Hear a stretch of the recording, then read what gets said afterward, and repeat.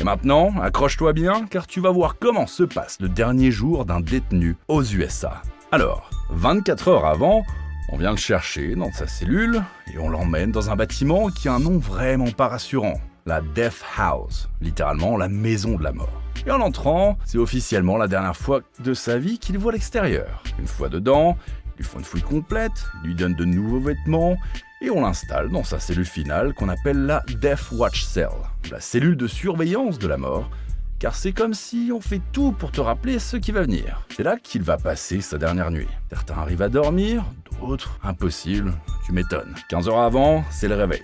Il prend une douche, un petit déj, normal, façon prison. 1 heure après, c'est le moment le plus dur.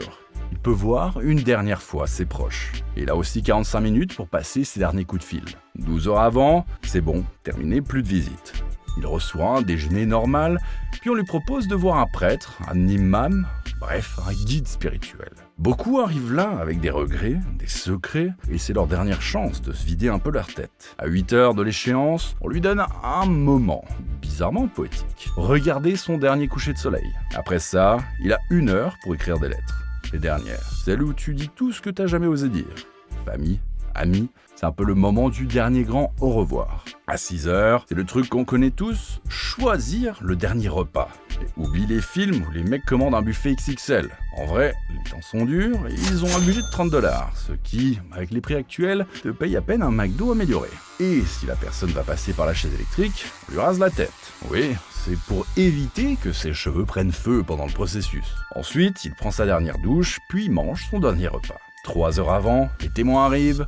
Ce sont souvent les familles des victimes. Parfois, il y a aussi les proches du détenu. C'est eux qui vont assister à tout de l'autre côté d'une vitre. 1 heure avant, on vient le chercher, escorté par une équipe de 5 gardiens, direction la Death Chamber, chambre d'exécution. Une fois dedans, on l'attache à une chaise ou à un lit. 12 minutes avant, les témoins sont installés dans la salle d'observation. Les rideaux s'ouvrent, la vitre est unidirectionnelle. Eux le voient, et lui ne voit personne. 10 minutes avant, c'est le moment des dernières paroles. Ce qu'il veut dire, qu'il garde depuis longtemps, ou juste un simple désolé. S'il veut un prêtre, un imam, quelqu'un selon sa religion, vient le voir une dernière fois. Et ensuite, on lance la procédure. Aujourd'hui, il y a environ 2500 personnes qui attendent l'exécution de leur sentence aux États-Unis. Ça peut prendre des décennies parce qu'ils ont le droit à énormément d'appels et de procédures. Mais avant, c'était beaucoup plus rapide et parfois totalement injuste. Le cas le plus choquant, un garçon de 14 ans, George Stinney, condamné dans les années 40 pour la mort de 2 jeunes filles. Il était tellement petit qu'il n'atteignait même pas la chaise électrique. Ils l'ont fait s'asseoir sur une Bible pour le surélever. Et le pire dans tout ça, c'est que juste en 2014, on s'est rendu compte qu'il était innocent. Et oui, plus de 60 ans après. Alors la prochaine fois que tu penses que t'as pas de chance, pense à Stinney. Et c'est seulement en 2005 qu'une loi a enfin fixé l'âge minimum à 18 ans pour recevoir cette sentence. Bon, tu pensais que le système américain était dur? Accroche-toi parce que l'Arabie Saoudite, c'est un niveau au-dessus. Là-bas, on parle en moyenne de 185 exécutions par an. Oui, par an, c'est presque une tous les 2 jours. Et les raisons peuvent être très variées. Cambriolage, trahison, espionnage, trafic de drogue, déjà, ça c'est la base. Mais tu peux aussi recevoir la sentence pour quitter la religion officielle du pays, entretenir une relation avec quelqu'un du même genre, ou même pratiquer la sorcellerie.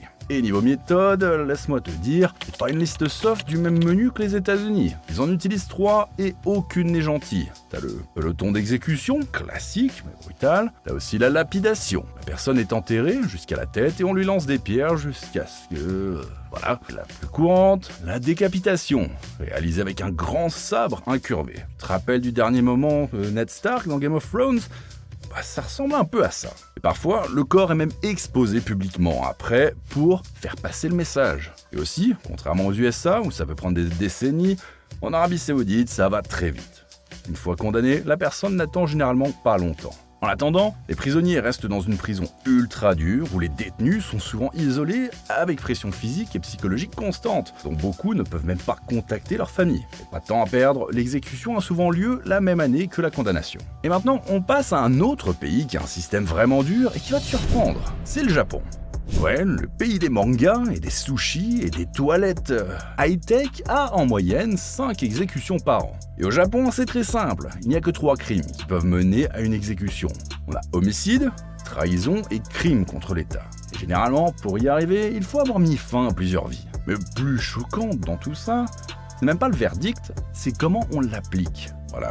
Dans la majorité des pays, les détenus savent la date à l'avance. Mais au Japon, on ne prévient les détenus que 1 à 2 heures avant. C'est-à-dire que chaque matin où ils ouvrent les yeux, ça peut être leur dernier. T'imagines le stress? Aujourd'hui, demain, dans 8 ans, dans 1 heure, ils n'en savent rien. C'est sûr que cette incertitude totale, jour après jour, ça crée un niveau de stress psychologique inimaginable. Au point que certains prisonniers deviennent complètement brisés mentalement. C'est comme une peine de plus avant la peine capitale. Et ce n'est pas tout. Leurs familles, elles ne sont prévenues qu'après l'exécution. Donc pas de dernier appel, pas de au revoir, rien. C'est comme si tu partais dans le silence total. Pendant qu'ils attendent, les détenus sont dans des prisons réputées parmi les plus strictes de la planète. On leur dit comment s'asseoir, où poser leurs mains, où regarder. Spoiler, c'est toujours vers le sol. Ils n'ont même pas le droit de lever les yeux. Ils n'ont pas le droit de parler, sauf si un gardien leur adresse la parole. Et en plus, ils doivent travailler plus de 13 heures par jour. C'est un quotidien tellement contrôlé et oppressant que certains anciens gardiens disent que cette attente est parfois plus dure que la sentence elle-même. Et personnellement, je suis d'accord. Et tu te dis sûrement, ok, Japon, Arabie Saoudite, c'est déjà extrême. Mais attends, parce que le champion, toute catégorie, la Chine. La Chine exécute plus de 1000 personnes par an. Oui, 1000. C'est le pays qui en fait le plus au monde de très loin. Et les raisons qui peuvent mener à la sentence sont très nombreuses. Grosse fraude, attentats, émeutes, rébellions, dissidence politique, subversion, trafic humain, piraterie, corruption, détournement d'avions, espionnage, abandon militaire et plein d'autres encore. En gros, le catalogue est bien rempli. Et attention là-bas, peu importe si t'es riche, blindé d'influence ou super puissant, n'est pas intouchable. En 2022, un haut politicien, Fuang Ha, a été condamné pour avoir touché près de 17 millions de dollars en pot de vin. Et en 2014, un milliardaire, Lu Han, a été lui aussi condamné, puis exécuté 1 an plus tard. Les méthodes utilisées sont soit le peloton d'exécution ou l'injection létale. En attendant, les détenus sont placés dans des prisons connues pour être extrêmement dures. Travail forcé jusque 16 heures par jour, tête rasée, regard en permanence vers le sol et jamais droit devant. Mais, crois-moi, il existe un pays encore plus rude, la Somalie. Et là, c'est un autre univers. La Somalie est considérée comme l'un des pays les plus dangereux du monde, et c'est le seul pays d'Afrique qui pratique encore des exécutions publiques. Oui, publiques. Et pour les méthodes utilisées, pendaison, peloton d'exécution et lapidation. En moyenne, 13 exécutions par an. Les raisons, des crimes graves, comme l'homicide, la trahison, l'espionnage, l'abandon militaire, mais aussi quitter la religion officielle du pays, blasphémer ou avoir une relation avec quelqu'un du même genre. Et en attendant leur sentence, les détenus sont envoyés dans les pires établissements de la Somalie. Des lieux connus pour être surpeuplés, insalubres et dangereux. Et le plus redouté de tous, c'est la Mandera Prison. On dit que c'est l'établissement le plus dur du pays, un véritable enfer pour les détenus. Et tu pensais qu'on avait tout vu? Non, parce que la Biélorussie, c'est encore un autre délire. C'est le seul pays d'Europe qui utilise encore la peine capitale. Peut être condamné pour trahison, sabotage et complot pour prendre le pouvoir. Et en attendant leur sort, les détenus sont envoyés dans la prison la plus stricte du pays, connue pour accueillir des prisonniers politiques. En moyenne, ils ont 2 exécutions par an. C'est pas beaucoup, mais la façon dont c'est appliqué fait froid dans le dos. Je te laisse faire tes propres recherches cette fois-ci. Ensuite, on a l'Indonésie. Ouais, Bali se trouve.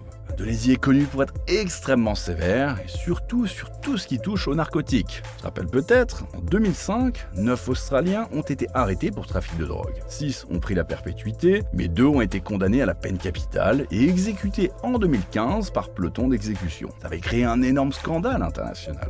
Et pourtant, les exécutions continuent et principalement pour des affaires de drogue ou de piraterie. Ah, surprise aussi, l'Inde. Tu peux y être condamné pour homicide, trafic de stupéfiants, détournement d'avion, espionnage, enlèvement, abandon militaire et même participer à un sacrifice humain. Ouais, c'est dans la loi. Apparemment, ça se fait là-bas, un peu comme ce que certaines anciennes civilisations faisaient avant. En 2024, l'Inde a prononcé 144 condamnations à mort. Les méthodes utilisées sont soit la pendaison ou le peloton d'exécution. Concernant les conditions dans le couloir de la mort, je peux dire qu'elles sont très dures. Les prisons indiennes sont connues pour leur surpopulation extrême, avec plusieurs millions d'affaires judiciaires en attente. Les cellules sont sombres, étroites, sales et la date d'exécution n'est annoncée que quelques jours avant. Bon, et maintenant, passons à un pays où rien ne va te surprendre, la Corée du Nord. Alors là-bas, presque tout peut te mener à la peine capitale. Complot contre le pays, travailler avec un étranger, visiter un site étranger, regarder un film étranger, écouter de la musique étrangère, faire un appel international, partager des infos sensibles, avoir des opinions politiques différentes, utiliser un langage inapproprié, regarder du contenu pour adultes et même revenir après avoir fui le pays. Et même des hauts responsables nord-coréens ont été exécutés, y compris un proche de Kim Jong-un. Méthode utilisée, peloton d'exécution, pendaison, décapitation. Dans certains cas, elles sont même publiques. Comme en 2022, où un jeune de 22 ans était exécuté publiquement pour une raison totalement folle. Il avait écouté et distribué de la K-pop. Et attends, parce que le pire, c'est même pas l'exécution en elle-même. Avant ça, beaucoup de condamnés sont envoyés dans des camps de travail. Là-bas, c'est jusque 20 heures de travail par jour, dans des conditions juste inhumaines. Beaucoup n'en sortent même pas vivants. Et ceux qui survivent, sont souvent exécutés plus tard directement par les gardes. Et pour être sûr que la personne ne remette pas en question le régime, la punition ne touche pas seulement le condamné. Toute la famille peut être envoyée dans ces camps. Parents, enfants, grands-parents, tout le monde. C'est ce qu'ils appellent la punition sur 3 générations. Alors maintenant, dis-moi, selon toi, quel pays a le système le plus extrême? Pour moi, le stress psychologique et le traitement que les Japonais ont, c'est le pire. Mais balance ton avis dans les commentaires, je vais tout lire. Et si cette vidéo t'a choqué, attends de voir la suite. Parce que ce qu'on vient de voir là, c'est rien comparé aux règles complètement folles que le régime impose à ses habitants au quotidien en Corée du Nord. Clique juste ici pour les découvrir, tu vas halluciner, vraiment. Et n'oublie pas de liker et partager la vidéo si t'as aimé.